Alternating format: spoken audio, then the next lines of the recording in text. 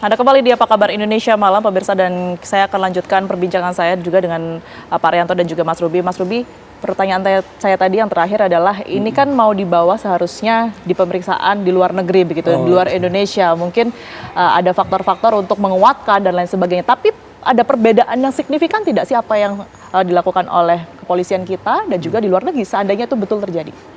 Beda musim kali Mbak, alias lebih dingin kali kalau di sana. Enggak, intinya adalah yang seriusnya sama aja berarti ya? Ini kan saintifik, di mana-mana ilmu saintifik ya pasti teori sama, satu.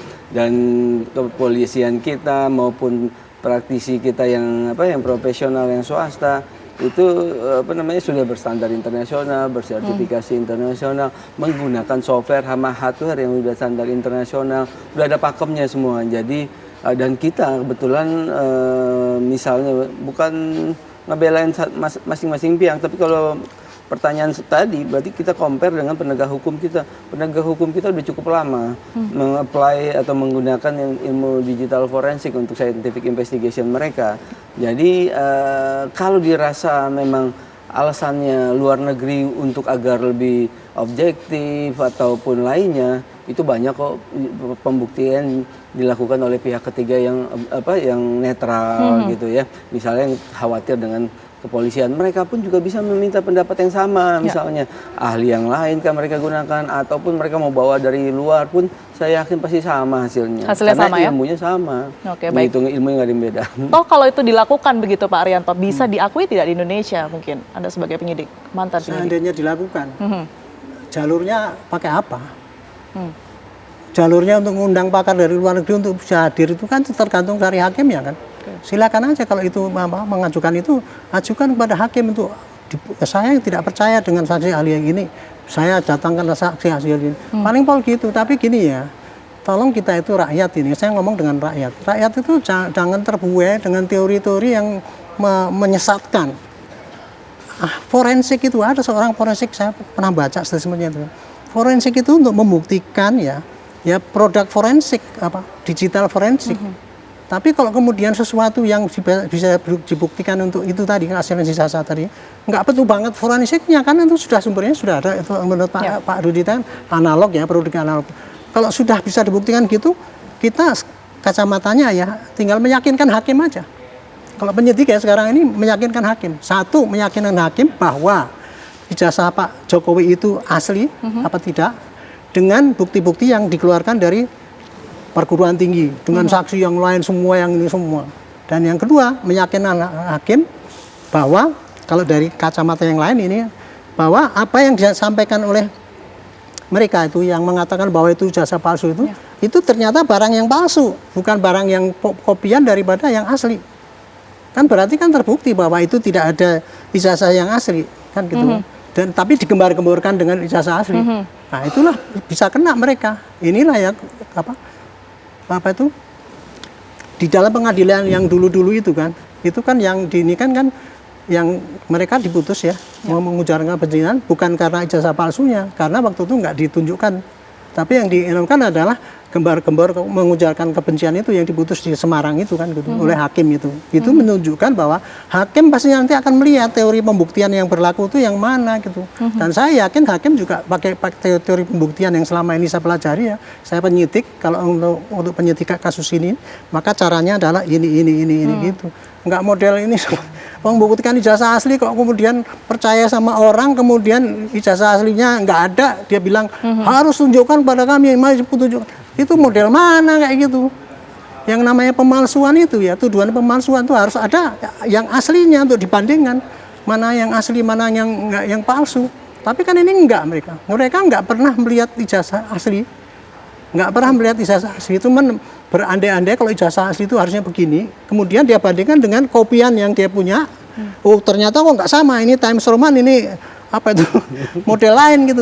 Padahal yang di copy itu sudah dirubah Nah ini dipakai untuk dipaksa-paksa, udah itu saya 100% saya ahli forensik apa itu. Tapi ahli forensik kalau caranya nggak benar ya jangan mengajari rakyat untuk kesesat itu. Tapi Pak Roy Suryo ini begitu yakin bahwa apa yang kemudian Ya, dibawa makanya oleh Pak itu. Jokowi, Pak Arianto, ini belum tentu ijazah asli begitu. Ini menurut Pak Ya Roy dia Suryo. punya keyakinan, masing-masing orang punya keyakinan. Celah itu seberapa lebar Pak untuk kemudian ini membawa dua dokumen yang berbeda begitu ya. Kita juga tentu tidak bisa memastikan karena ini masih dalam proses pemeriksaan dan juga penyidikan begitu ya, bahwa apa yang sudah dibawa Pak Jokowi itu asli begitu ya, karena ini masih polemik. Nah ini celah untuk kemudian membawa dua dokumen yang berbeda diuji, ini seperti apa nantinya? Membuktikan ijazah palsu itu, Bu, tidak harus pakai pembanding ijazah yang asli dengan yang palsu.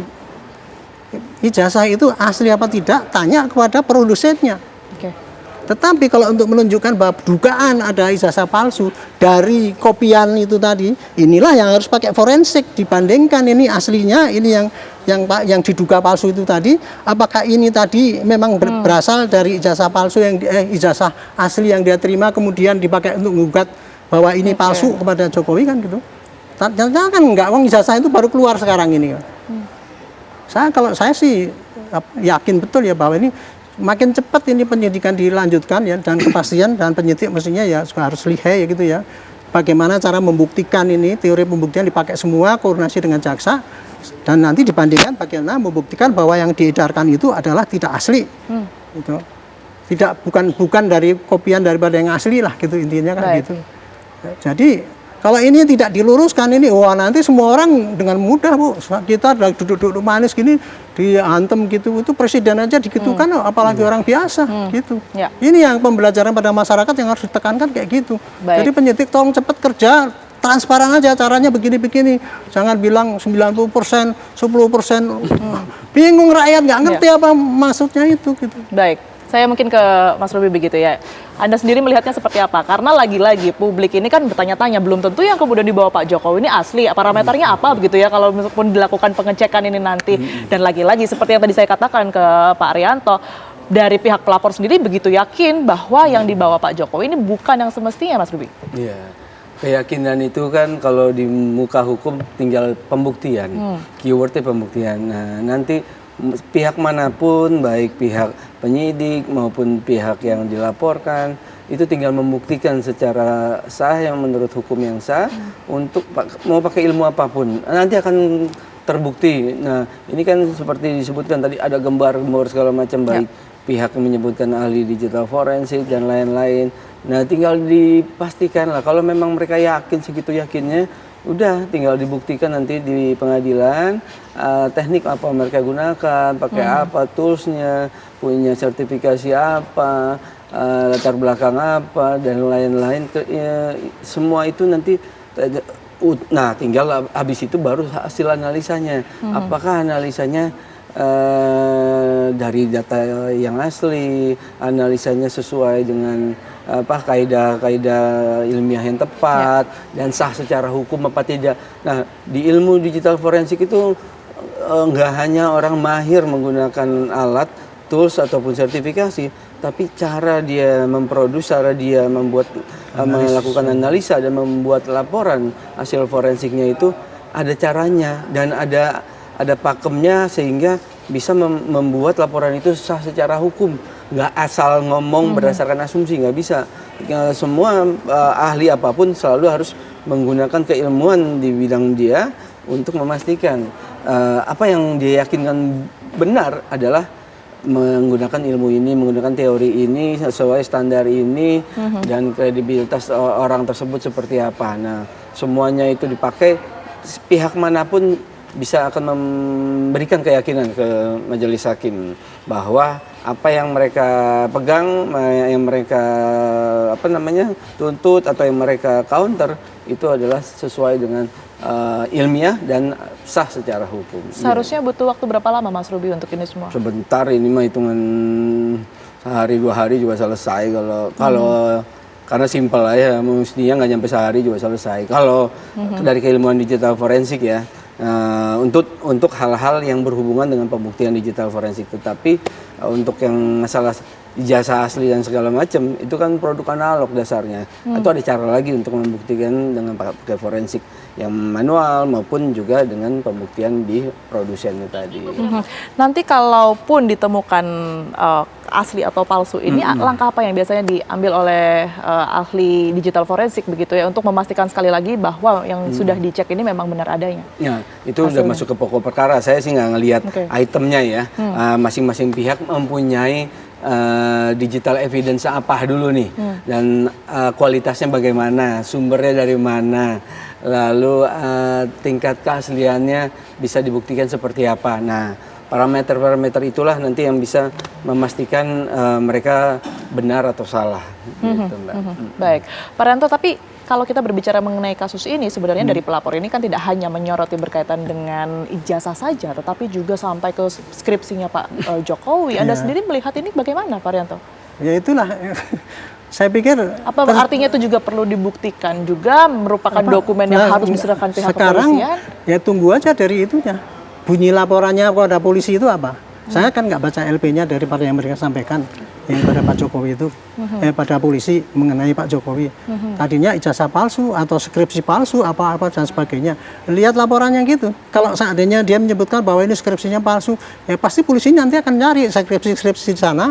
Oh, skripsinya Pak Jokowi dulu gimana, yang lain-lain gimana. Oh, tanya dosennya di sana. Yang tahu skripsinya Pak Jokowi benar itu ya hanya yang pegang arsip yang di perguruan tinggi di sana. Nggak bisa kita tanya sama Pak Jokowi asli pasti asli, tapi kalau dari orang-orang yang masih hidup di sana kan itu gitu. Nggak perlu pakai digital lagi kalau kayak gitu. Ini kan produk itu sekali lagi ilmu baru bagi saya itu analog gitu. Kalau produk itu kayak gitu ya nggak perlu dibuktikan untuk digital. Yang perlu dibuktikan digital itu adalah membuktikan apakah benar-benar tuduhan ijazah palsu itu ada apa tidak gitu. Atau dia memproses pakai digital forensik proses daripada bukti yang palsu, dipaksakan seakan-akan ini bukti asli, kemudian dibandingkan.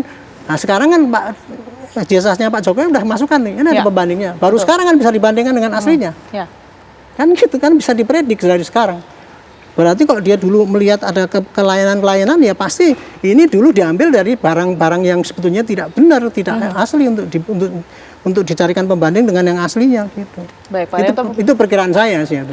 Baik, pertanyaan saya mungkin sama dengan Mas Ruby tadi, kalaupun nanti pihak kepolisian sudah menemukan hasilnya begitu ya, asli atau palsu, keabsahan dari ijazah tersebut, langkah apa? Karena memang kita ketahui ada laporan lain ya, ini Pak Jokowi kan melayangkan laporan ujaran kebencian juga ke Pak Roy Suryo begitu. Oh, dua ini cari, saya dua nih. Bisa dua laporan itu selesai, atau bisa ada yang diselesaikan dua laporan terlebih itu dahulu? diselesaikan bersama-sama. Oke. Laporan kalau dari penyelidikan Pak Jokowi itu ternyata sudah pakai teori penyidikan yang benar, dan si penyidik itu nyatakan kemudian itu ternyata tidak ada yang palsu, ya di SP3 penyidikannya. Nah kemudian ternyata kan penyidik yakin ini ada ijazah palsu, dan kemudian yang digambar-gemborkan itu tadi itu palsu, ternyata itu palsu ya, berarti bukti bahwa itu ijazah palsu kan tidak ada, karena aslinya ada. Berarti ini ya memang ujaran kebencian, itu diteruskan. Kira-kira kayak gitu kalau prediksi saya gitu. Jadi kita harus, kalau saya sebagai penyidik itu terang-terangan ya, ini loh kayak gini kasusnya, jangan kita tuh digiring-giring sama orang lain itu, rakyat dicekokin gini-gini itu loh. Kalau aparat itu sudah ditunggangi sama ini bos dulu gini itu saya nggak rela kok itu kita sudah kerja setengah mati kemudian masih nggak dipercaya gitu. Baik, tentu kita tunggu begitu ya Pak Rianto, bagaimana jadi, kemudian pembuktian hasil. Saya Pak Jokowi itu kalau memang tidak ada benar apa memang itu betul-betul asli gitu ya. Ya kalau polisinya agak keder gitu ya, kirimkan jaksa aja, mau nggak ini dipakai untuk nuduh bahwa itu ijazahnya Pak itu palsu. Baik. Paling nanti kan hakim di sidang kemudian diketok bebas kan gitu kan. Kalau mau aman kan. Tapi kalau saya sebagai penyidik yakin bahwa itu ya dihentikan di tingkat penyidikan nggak apa-apa kalau memang buktinya kayak gitu. Baik, Gitu. tentu kita saat ini menunggu kinerja dari pihak kepolisian Ya. begitu ya untuk mengetahui hasil ini karena seperti yang sudah-sudah ini polemiknya sudah berjalan sekian lama. Ya, Semoga harus cepat menemukan titik diselesaikan terang supaya nggak digoreng-goreng atas terus. kasus ini karena memang Pak Jokowi pun sudah memberikan ijazah yang informasinya itu asli dibawa langsung dan juga hasil kinerja Pak Jokowi pada masa di universitas begitu ya. Terima kasih banyak Pak Arianto Sutadi atas waktunya, Mas Ruby terima kasih banyak atas semua yang sudah diberikan di Apa Kabar Indonesia Malam, sehat selalu. Amin. Dan pemirsa